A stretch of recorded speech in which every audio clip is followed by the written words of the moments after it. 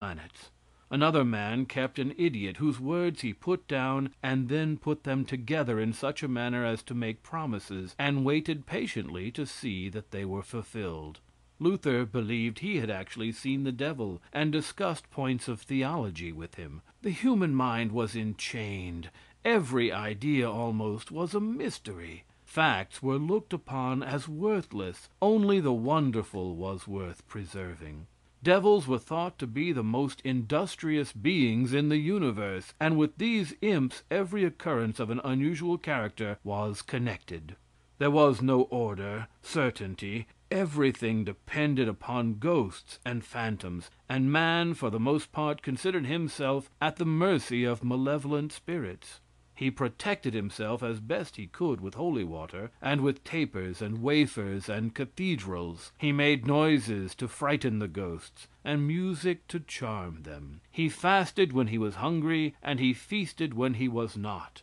He believed everything unreasonable. He humbled himself. He crawled in the dust. He shut the doors and windows, and excluded every ray of light from his soul. And he delayed not a day to repair the walls of his own prison. And from the garden of the human heart they plucked and trampled into the bloody dust the flowers and blossoms. They denounced man as totally depraved. They made reason blasphemy. They made pity a crime. Nothing so delighted them as painting the torments and tortures of the damned. Over the worm that never dies they grew poetic. According to them, the cries ascending from hell were the perfume of heaven. They divided the world into saints and sinners, and all the saints were going to heaven, and all the sinners yonder. Now, then, you stand in the presence of a great disaster. A house is on fire, and there is seen at a window the frightened face of a woman with a babe in her arms, appealing for help. Humanity cries out, will some one go to the rescue? They do not ask for a Methodist, a Baptist, or a Catholic. They ask for a man. All at once there starts from the crowd one that nobody ever suspected of being a saint. One may be with a bad reputation, but he goes up the ladder and is lost in the smoke and flame, and a moment after he emerges and the great circles of flame hiss around him, in a moment more he has reached the window. In another moment, with the woman and child in his arms, he reaches the ground and gives his fainting burden to the bystanders, and the people all stand hushed for a moment, as they always do at such times. And then the air is rent with acclamations. Tell me that that man is going to be sent to hell, to eternal flames, who is willing to risk his life rather than a woman and child should suffer from the fire one moment. I despise that doctrine of hell. Any man that believes in eternal hell is afflicted with at least two diseases: petrifaction of the heart and petrifaction of the brain. I have seen upon the field of battle a boy 16 years of age struck by a fragment of a shell. I have seen him fall. I have seen him die with a curse upon his lips and the face of his mother in his heart. Tell me that his soul will be hurled from the field of battle where he lost his life that his country might live, where he lost his life for the liberties of man. Tell me that he will be hurled from that field to eternal torment. I pronounce it an infamous lie, and yet, according to these gentlemen, that is to be the fate of nearly all the splendid fellows in this world. I had in my possession a little while ago a piece of fresco that used to adorn a church at Stratford-on-Avon, the place where Shakespeare lived. And there was a picture representing the morning of the resurrection, and people were getting out of their graves, and devils were grabbing them by their heels, and there was an immense monster with jaws opened so wide that a man could walk down its throat, and the flames were issuing therefrom, and there were devils driving people in droves down the throat of this monster.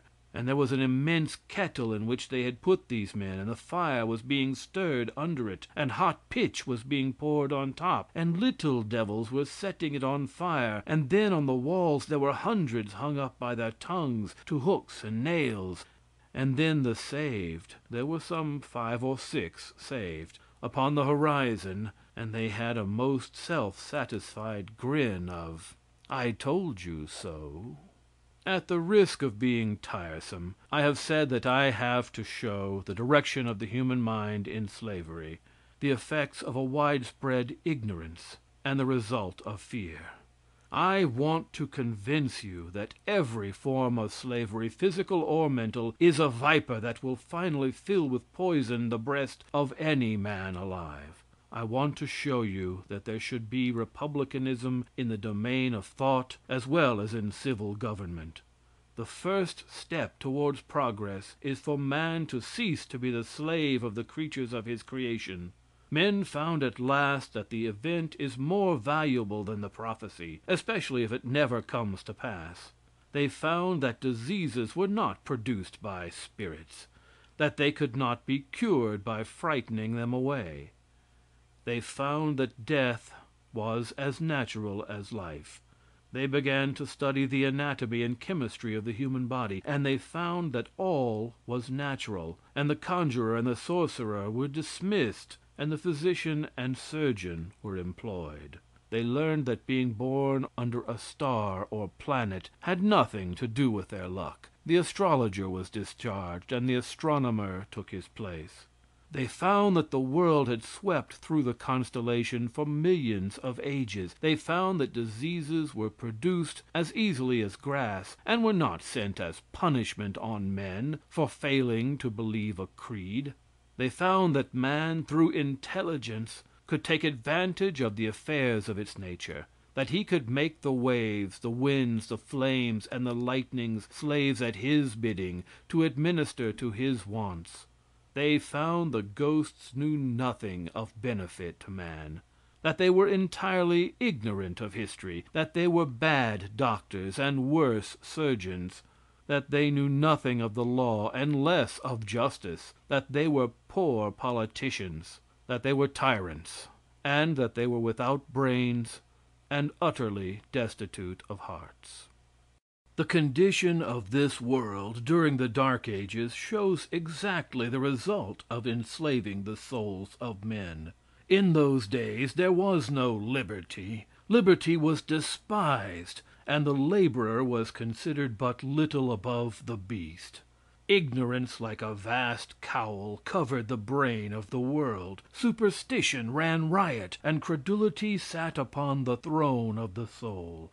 Murder and hypocrisy were the companions of man, and industry was a slave. Every country maintained that it was no robbery to take the property of Mohammedans by force, and no murder to kill the owner. Lord Bacon was the first man who maintained that a Christian country was bound to keep its plighted faith with a Mohammedan nation. Every man who could read or write was suspected of being a heretic in those days. Only one person in 40,000 could read or write. All thought was discouraged. The whole earth was ruled by the mitre and scepter, by the altar and throne, by fear and force, by ignorance and faith, by ghouls and ghosts. In the 15th century the following law was in force in England: Whosoever reads the scripture in the mother tongue shall forfeit land, cattle, life, and goods for themselves and their heirs forever, and should be condemned for heretics to God, enemies to the crown, and traitors to the land. During the period this law was in force, 39 were hanged and their bodies burned. In the 16th century men were burned because they failed to kneel to a procession of monks. Even the reformers, so called, had no idea of liberty only when in the minority. The moment they were clothed with power, they began to exterminate with fire and sword. Castillo, and I want you to recollect it, was the first minister in the world that declared in favor of universal toleration. Castillo was pursued by John Calvin like a wild beast. Calvin said that by such a monstrous doctrine he crucified Christ afresh, and they pursued that man until he died. Recollect it. They can't do that nowadays. You don't know how splendid I feel about the liberty I have. The horizon is filled with glory.